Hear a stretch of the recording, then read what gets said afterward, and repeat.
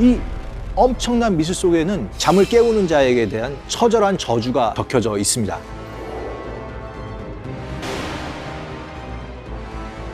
죽은 자뿐만 아니라 살아있는 사람들도 자신과 똑같이 생긴 만들면 영원히 살 수 있다고 생각한 겁니다. 이 엄청난 미술 속에는 그들이 숨겨놓은 영생의 비밀이 있습니다.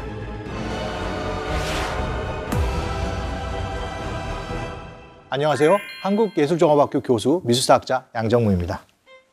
오늘은 단군 할아버지가 고조선을 세운 시기보다 무려 700년이나 앞서서 고도의 문명이 꽃피었고 그 뒤로 이어지는 역사가 3000년 동안이나 흔들림 없이 최강대국의 자리를 지켜온 고대 국가에 대해 이야기해보려 합니다. 혹시 어떤 나라인지 짐작하셨나요? 네, 바로 이집트인데요.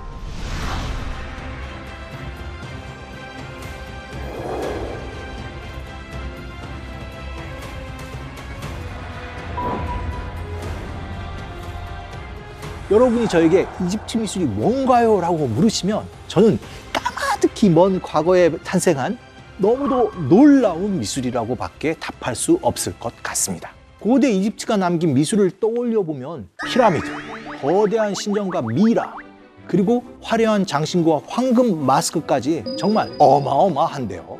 이 엄청난 미술 속에는 그들이 숨겨놓은 영생의 비밀이 있습니다. 물론 그 비밀을 풀기란 쉽지 않은데요. 하지만 미술 읽어드립니다와 함께라면 조금은 가능하지 않을까요? 그럼 지금부터 저와 고대 이집트로 함께 떠나보실까요? 이집트에 가면 다른 어떤 고대 유적지에서도 느낄 수 없는 특별한 경험을 하게 됩니다. 거대하고 웅장한 규모의 건축과 미술을 보는 순간 정말 압도되어 버리는데요.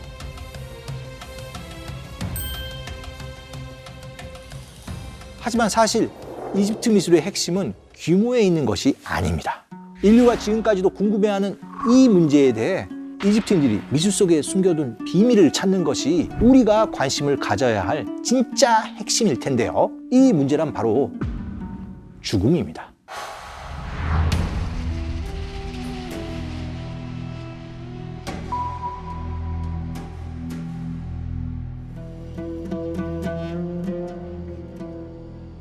고대 이집트인들은 자신들이 죽지 않는 방법을 알고 있다고 생각했습니다. 영원히 살 수 있고 영생불사의 꿈을 이룰 수 있다고 믿은 것인데요. 이런 내세관에 영향을 준 것은 무엇일까요?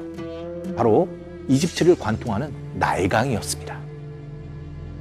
나일강과 불멸의 삶이라 언뜻 이해가 잘 되지 않으시죠? 이집트 문명은 나일강이 흐르는 강줄기를 따라 대략 강에서부터 1, 2km 범위 안에서 시작됐는데 이 초록의 땅을 넘어서면 곧바로 사막이 펼쳐집니다.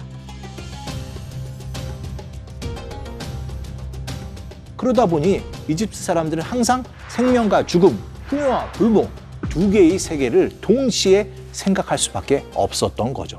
그리고 나일강이 범람해서 모든 것을 빼앗아 가지만 곧바로 생명이 잉태하듯이 인간의 죽음 역시 불어난 강물처럼 반복되고 연장될 수 있다고 믿은 것입니다.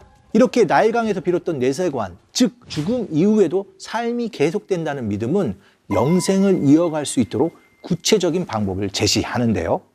그들이 찾은 첫 번째 방법은 밤을 떠돌던 영혼이 아침을 됐을 때 다시 찾아 들어갈 집, 그러니까 죽은 자의 몸이 남아 있어야 한다는 겁니다.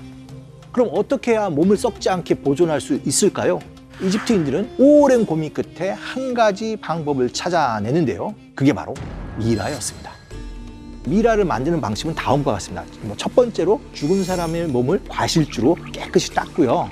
그 다음에 꼬챙이를 코에 넣어서 뇌를 꺼내고요.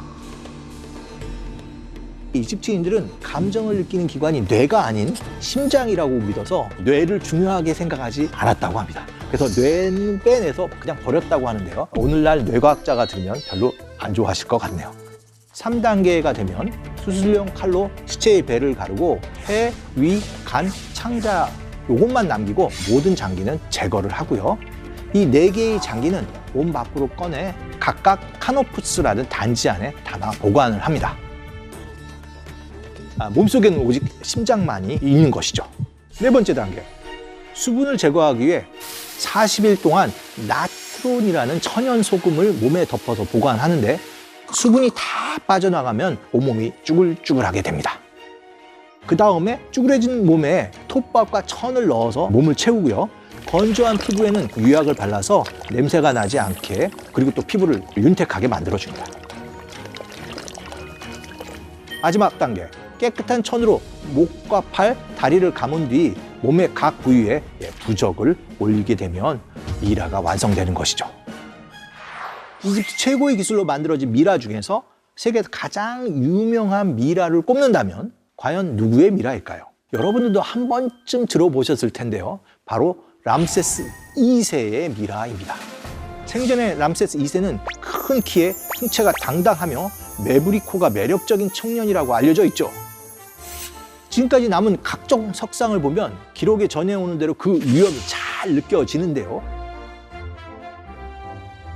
그렇다면 미라로 보관된 람세스 2세의 모습은 어떨지 확인해 볼까요?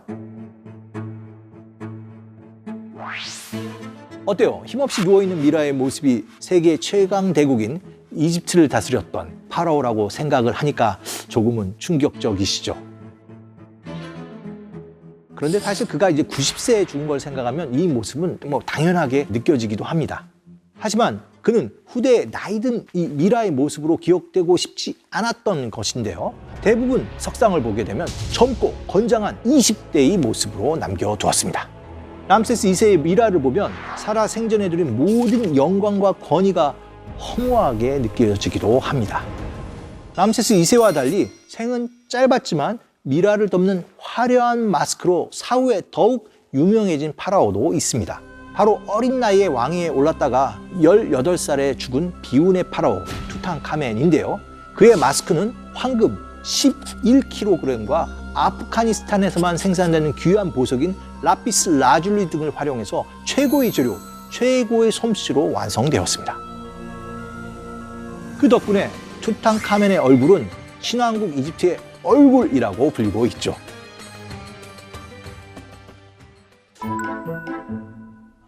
예. 있어요. 파라오나 당시 이집트 사람의 무덤에는 잠을 깨우는 자에게 대한 처절한 저주가 글로 적혀져 있습니다.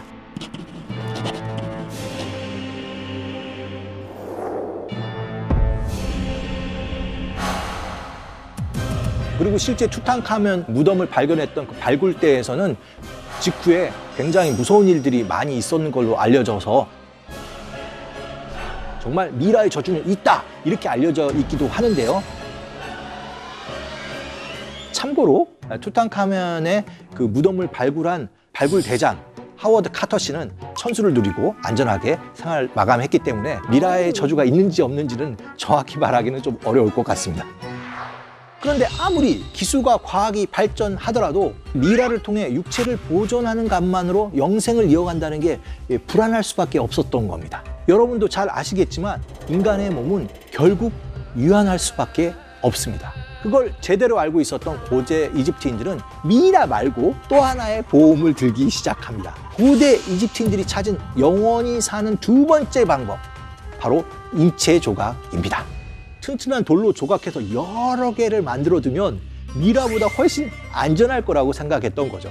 그래서 죽은 자뿐만 아니라 살아있는 사람들도 조각가를 고용해서 자신과 똑같이 생긴 조각상을 만들고 그게 자기 이름을 크게 집어넣으면 영원히 살 수 있다고 생각한 겁니다.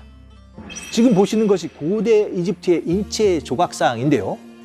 최근 만들어진 작품이라고 해도 믿을 만큼 채색과 형태가 잘 보존되어 있습니다. 놀랍지 않아요? 진짜 이런 조각이 기원전 2570년? 지금으로부터 거의 5000년 전에 이런 조각을 만들었던 거고요. 저는 이 조각상에서 특히 훌륭한 점은 눈이라고 생각하는데요. 이집트인들은 눈에 유리알이나 보석을 넣어서 진짜 눈처럼 표현했는데 조각상을 발굴한 사람들이 이 눈에 태양이 비치는 것을 보고 이 조각상이 자신을 바라보는 게 아닌가 이게 착각까지 했다고 합니다. 그런 걸 보면 고대 이집트인들은 그들의 믿음처럼 영원히 깃든 조각상에서 불멸의 삶을 살아가고 있는 건 아닐지 상상해 보는 것도 재미있을 것 같습니다. 이렇게 고대 이집트인들이 조각상을 통해 자신의 분신을 만들었다면 인류 역사상 최대의 스케일로 돌산을 깎아서 자신의 좌상을 세운 파라오가 있습니다. 그는 이집트 남쪽 끝인 아스완 지역에 국토를 수호하는 역할과 자신의 존재감을 과시하기 위한 목적으로 아부신벨 대신전을 짓고 그 앞에 4개의 좌상을 세우는데요.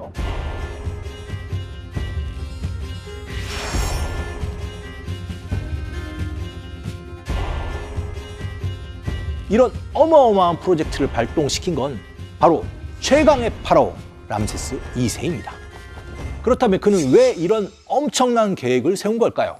당시 람세스 2세가 가장 공을 들였던 곳은 이집트와 국경을 마주하고 있는 아프리카의 누비아라는 왕국이었습니다. 몇 번의 원정으로 정벌에는 성공했지만 람세스 2세는 이 왕국이 늘 반란을 일으키지 않을까 염려했는데요. 그래서 생각한 것이 적에게 위협이 될 만큼 크게 이집트의 위풍당당함을 일종의 광고하듯이 보여주는 것이었습니다. 이 계획에 따라 람세스 2세는 자신의 거대한 좌상이 무려 4개나 세워진 신전을 누비아 땅이 보이는 곳에 세운 것이죠. 어떠세요, 여러분? 로봇 4대가 지키는 강력한 제국이라는 생각이 들지 않으세요?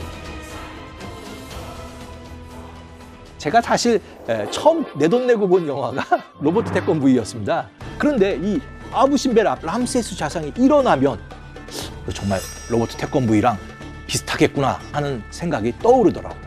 누비아로부터 나라를 지키려고 세운 석상이니까 우리나라를 지키는 로버트 태권브이와 공통점도 있었죠. 아부신벨의 이 4개의 석상 한가운데에 있는 문으로 들어가면 또 하나의 신전이 동굴처럼 펼쳐지게 됩니다.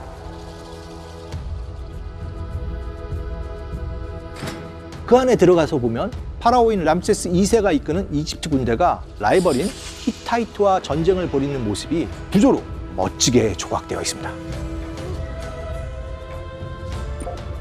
기원전 1200년대에 벌어진 두 나라의 전쟁은 현재 가장 자세한 기록이 남아있는 인류 최초의 세계 대전이라고 할 수 있는데요.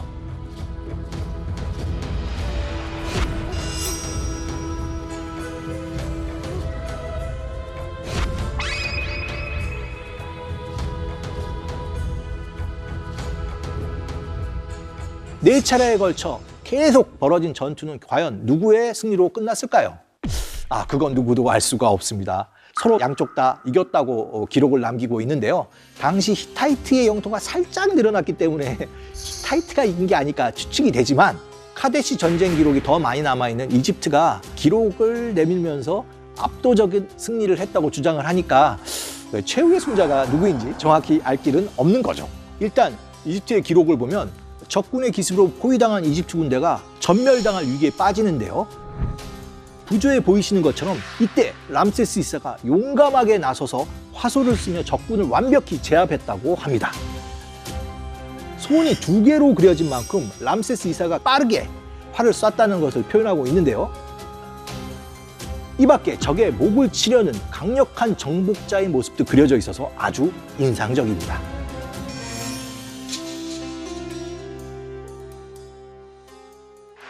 이집트 미술을 얘기할 때 정면성의 원리를 빼놓을 수가 없는데요. 특히 이집트 미술의 가장 이른 예로 우리가 주목하는 나메르 왕의 파레트를 보면 여기에 정면성의 원리가 일찍부터 드러나 있죠. 나메르 왕의 파레트라고 하면 그림 그리는 파레트라고 생각하실 수도 있는데요. 그런 파레트가 아니라 이 파레트를 보시게 되면 동그란 구멍이 하나 보이시죠? 여기에다가 화장가루 같은 것들 넣어서 개어갖고 얼굴에 칠했다고 해서 정확하게 번역을 하면 나메르 왕의 화장판이라고 할 수 있습니다. 여기에 한 면을 보게 되면 굉장히 중요한 장면이 그려져 있는데요. 파라오 나메르가 상이집트의 왕으로서 하이집트를 제압하는 장면이 그려져 있습니다. 여러분, 이 장면을 보면 방금 람세스 2세가 적군을 제압하는 장면하고 거의 일치하죠. 두 작품의 연대 차이는 거의 1800년 가까이 되는데요. 이집트의 미술은 이렇게 하나의 원칙이 만들어지면 계속 사용되면서 전통이 유지되죠. 이 전통은 바로 전면성의 원리라고 하는데요. 사람의 얼굴 같은 경우는 정면이 아니라 정측면이 그 사람의 얼굴 특징을 가장 잘 보인다라고 했습니다. 그럼 정측면으로 하면 눈은 어떻게 될까요? 눈의 경우는 정면을 바라봐야 가장 정확하다고 생각을 했습니다. 그렇게 되니까 사람 얼굴을 그릴 때도 얼굴은 정측면에, 눈은 정면을 향한 것처럼 그리게 되죠. 그리고 몸을 한번 볼까요? 몸은 어떤 쪽을 향하고 있나요? 바로 정면의 모습을 하고 있죠.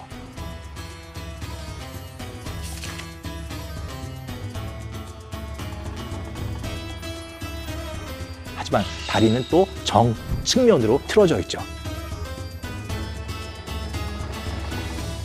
가장 재미있는 부분은 엄지발가락입니다. 우리가 발을 옆으로 놓게 되면 엄지발가락 두 개가 다 보일까요? 보는 방향에 의해서 한쪽만이 보일 텐데 이집트 사람들은 엄지발가락이 모두 보이는 방식으로 그림을 그리게 됩니다. 이 정면성 원리는 굉장히 격식 있게 대상을 존중해주는 방식입니다. 따라서 그림의 주인공이라든지 주인공이 준하는 사람들은 이런 정면성 원리를 집어넣고요.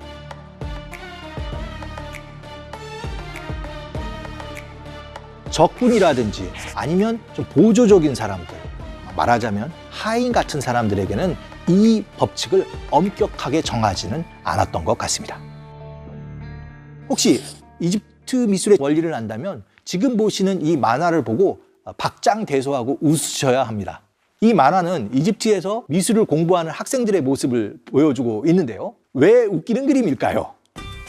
모델이 서 있고 여러 학생들이 모델을 둘러싸고 있으면서 연필을 들고 그 사람의 비례와 각도 같은 것들 재려고 하고 있는 모습이 보이는데요. 어느 방향에서 보든 이 모델이 누구이든 똑같은 방향과 똑같은 형식을 유지하면서 그림을 그렸기 때문에 보이는 각도라든지 모델의 크기, 이러한 가변적인 요소를 인정하지 않았던 겁니다. 이런 방식으로 영원한 모습으로 사람을 표현하는 방식을 찾았던 것이죠. 고대 미술사에서 가장 흥미로운 이집트 미술에 대한 이야기를 나눠봤습니다. 이집트 미술의 신비는 나일강의 신비이기도 한데 오늘날 나일강이 고대처럼 더 이상 범람하지는 않습니다. 1960년대부터 건설된 거대한 아스완 하이댐 때문인데요. 그런데 이 댐 때문에 사실 아부신벨이 물에 잠기게 되었습니다. 이 때문에 전 세계 사람들이 돈을 모아 아부신벨 조각상과 신전을 65m 위로 들어올리게 됩니다. 지금 보시는 대로 모든 상을 조각내서 다시 분해하고 조립하는데요. 정말 로봇을 만드는 장면처럼 보이지 않으세요? 고대 이집트 사람들은 이 조각상에 람세스 2세의 영혼이 들어가 있다고 생각했는데요. 만약 람세스 2세가 이 조각상 속에 진짜 들어가 있었다면 이런 엄청난 건축 프로젝트를 어떻게 바라봤을까요? 람세스 2세는 생전에 대규모 건축 프로젝트를 좋아했기 때문에 아마도 이런 일을 아주 흡족하게 바라봤을 것 같습니다.